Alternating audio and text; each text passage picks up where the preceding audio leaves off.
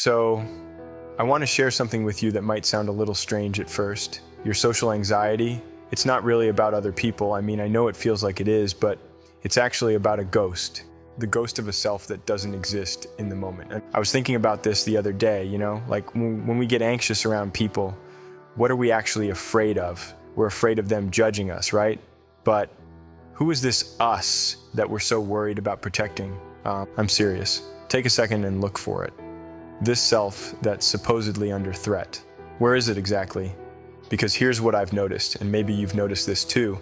Social anxiety happens when our mind creates this character, this me being judged, and then we spend all our energy defending this character. But the thing is, the character isn't real. It's a story we tell ourselves. And once you see that it's just a story, everything shifts. Now look, I get it. When you're standing in a room full of people and your heart's racing, it doesn't feel like a story. It feels incredibly real. And the feeling is real. I'm not saying your experience isn't valid, but what's causing that feeling, that's what we're going to look at together. In the next 16 minutes, I want to show you something. When you really understand what's happening in any social situation, I mean really see it, social anxiety becomes impossible.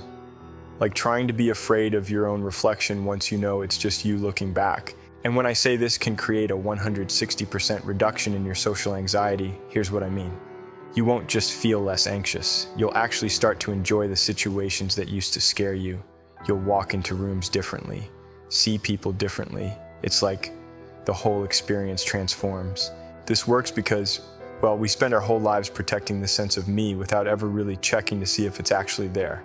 And when you do check, when you really look, something beautiful happens. The anxiety doesn't get managed or controlled. It just dissolves because there was never really anything solid there to begin with.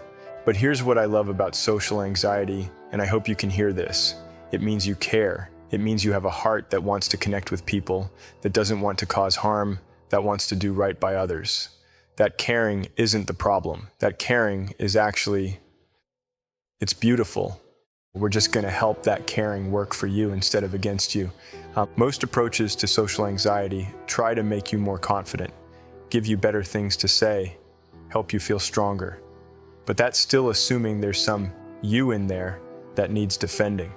What we're going to do is simpler and more radical. We're going to look at what's actually happening, not what we think is happening, not what we're afraid might happen, what's actually there right now in any moment with other people.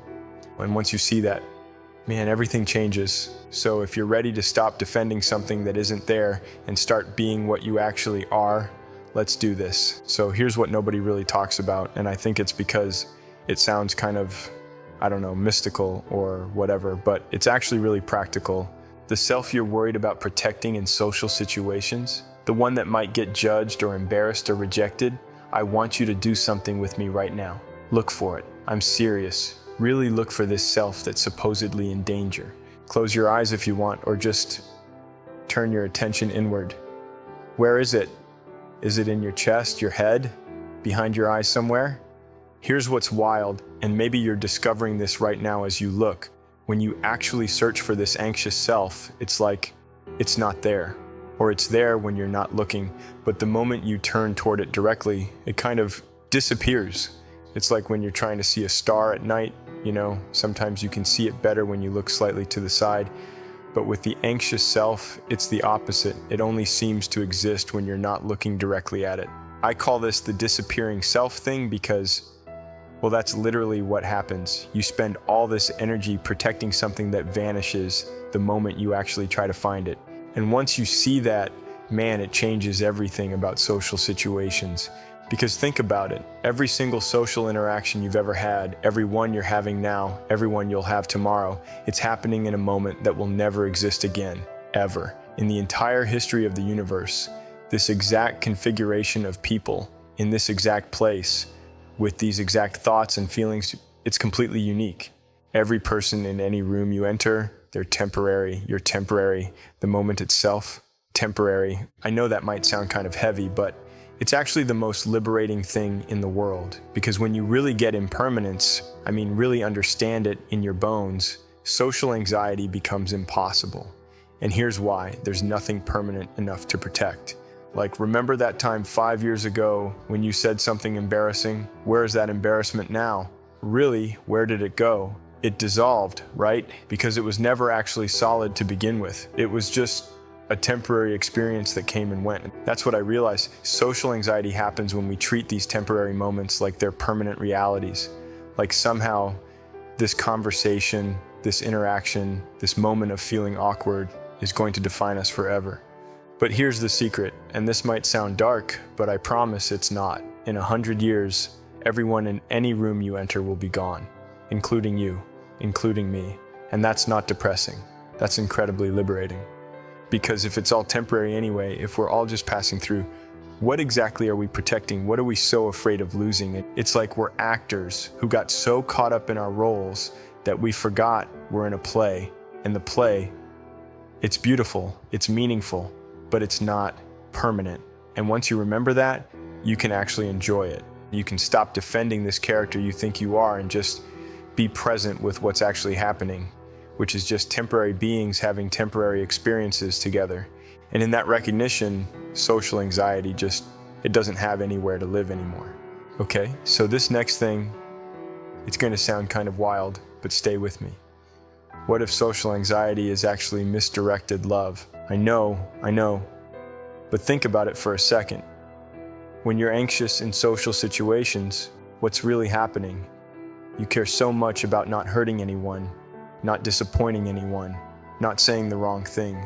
That caring, that love you have for other people's feelings somehow got twisted around and became fear. It's like you have all this beautiful energy that wants to connect and care for people, but instead of flowing outward toward them, it got turned inward and became this protective thing, this anxiety. So here's what I started experimenting with. Instead of walking into a room thinking, what do they think of me? Or how do I look? Or what if I say something stupid? What if you walked in thinking, how can I make this easier for them? Just that simple shift from how do I protect myself to how can I help?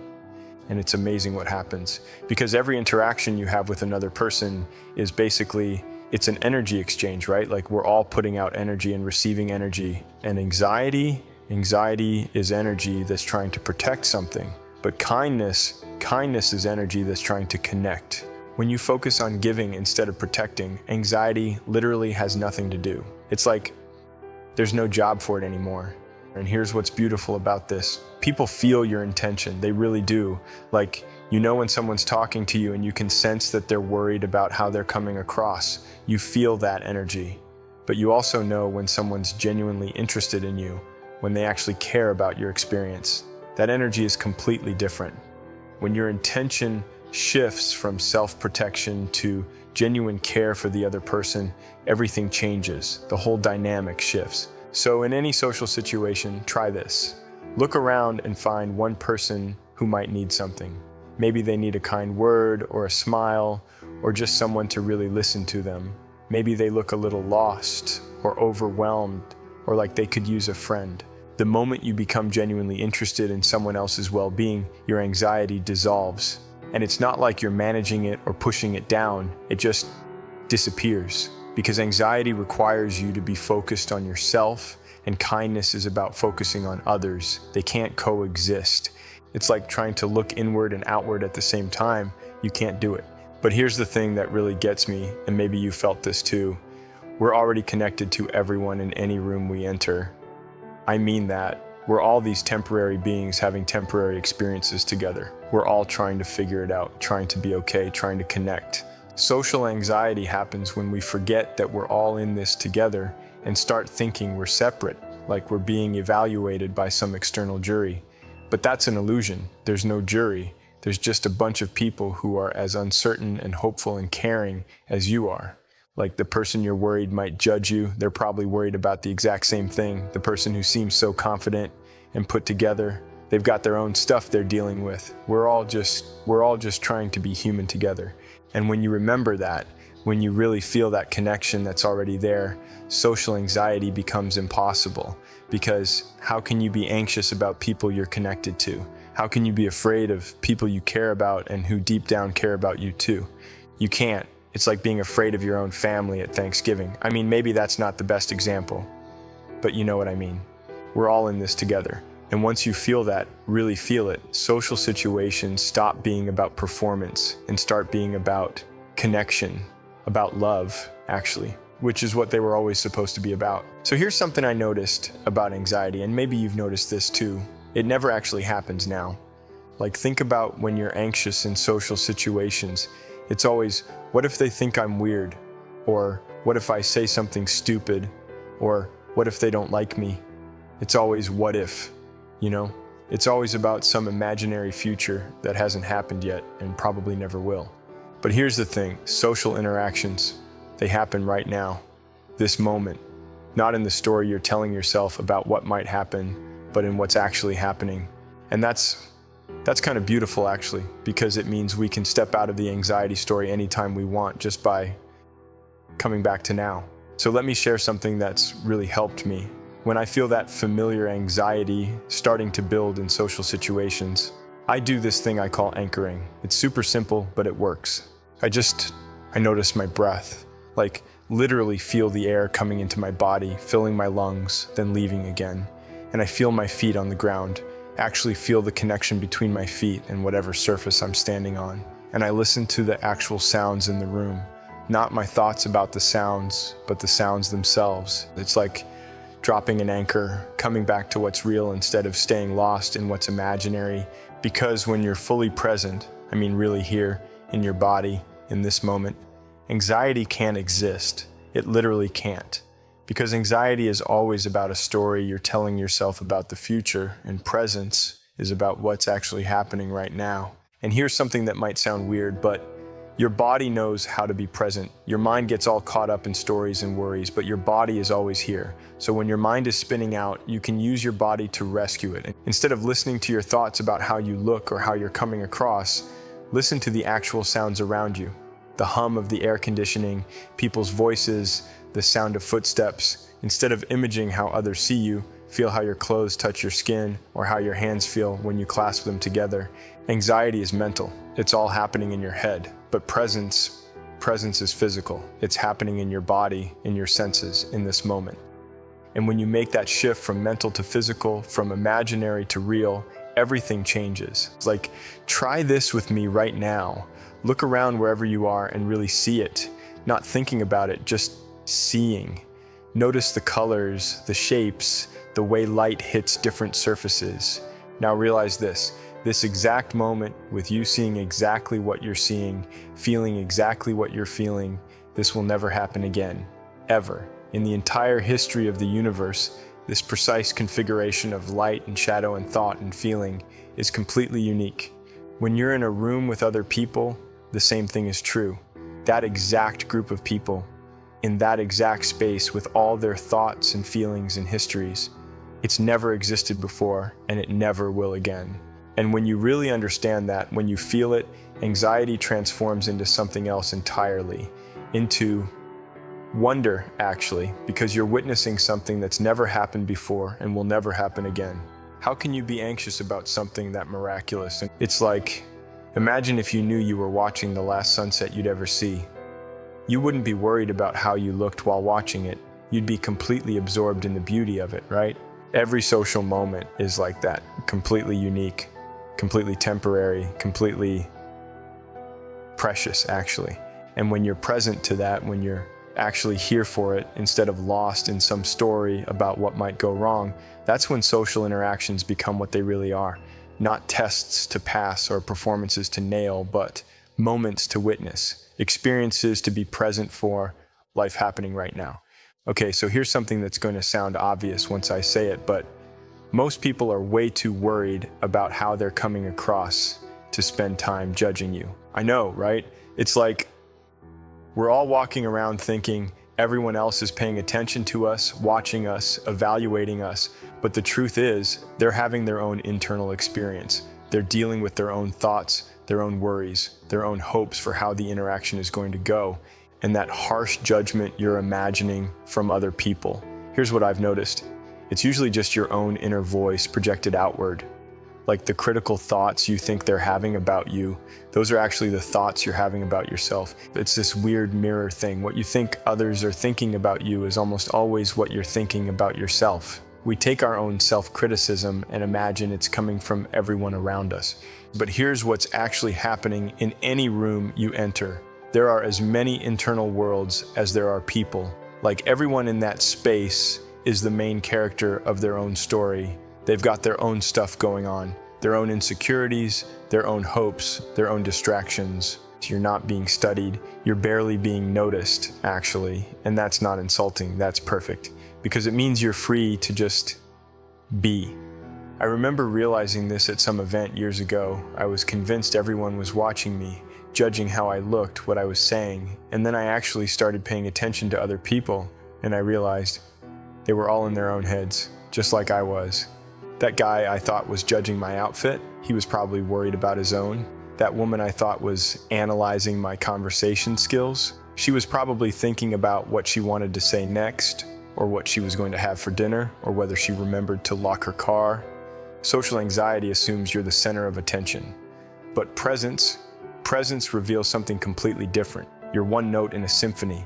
And that symphony is beautiful precisely because no single note dominates. Everyone's playing their own part, lost in their own music. And when you realize that, when you really feel it, you can stop performing and start just contributing your note to the whole thing. Because that's all any of us are doing anyway. Just adding our little part to this temporary, beautiful piece of music that's happening right now with these people in this moment. And nobody's conducting it, we're all just playing together. So here's something I want you to understand, and I really hope you can feel this.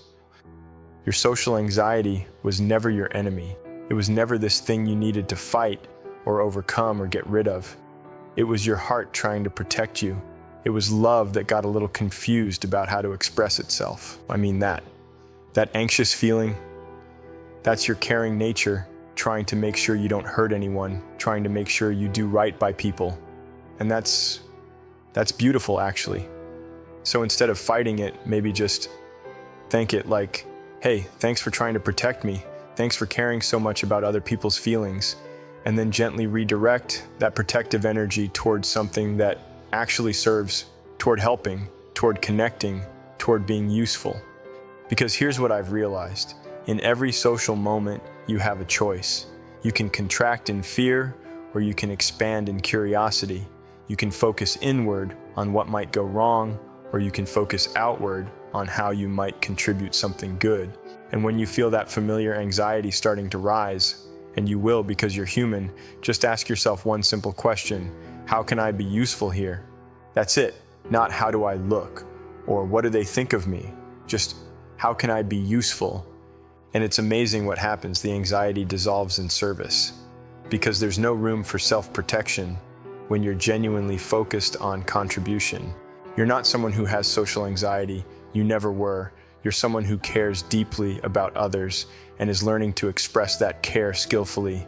You're someone whose heart is so open that sometimes it gets a little overwhelmed by how much you want to do right by people. And now you know how to channel that caring in a way that actually works, in a way that connects instead of protects, in a way that serves instead of hides. That's not fixing something broken. That's just becoming more of who you actually are. So, here's your new reality. Social situations, they're not tests anymore. They're not performances or evaluations or anything you need to survive. They're opportunities. Opportunities to practice presence, to express kindness, to experience genuine connection with other people. And you know what's going to happen. You'll notice you're not just less anxious, you'll actually start being drawn to social interactions, because now you understand what they really are. Temporary gatherings of temporary beings, sharing these brief, beautiful moments together. Every time you enter a room from now on, you're not entering as someone who might be judged or found lacking. You're entering as someone who gets to witness something incredible, the beautiful, brief dance of human consciousness. All these minds, all these hearts, all these stories coming together for this little while. Your social anxiety, it just became social curiosity. That self-protection instinct, it just became other service. And that fear you used to feel, that just became love in action. And that's not just the 160% improvement I promised you. That's a complete transformation of what it means to be human with other humans. You're the same person you were 16 minutes ago, but now you know something you didn't know before. You know that the self you were protecting was never really in danger because it was never really there. You know that the judgment you were afraid of was mostly just your own voice projected outward. You know that the connection you've been craving was always available, just waiting for you to stop protecting and start participating. So go be curious about people. Go be present with what's actually happening. Go be useful when you can. Go be kind when you can. And remember, we're all just temporary beings doing our best to love each other well in the little time we have. That's actually the most beautiful thing in the world. Welcome to your new social reality.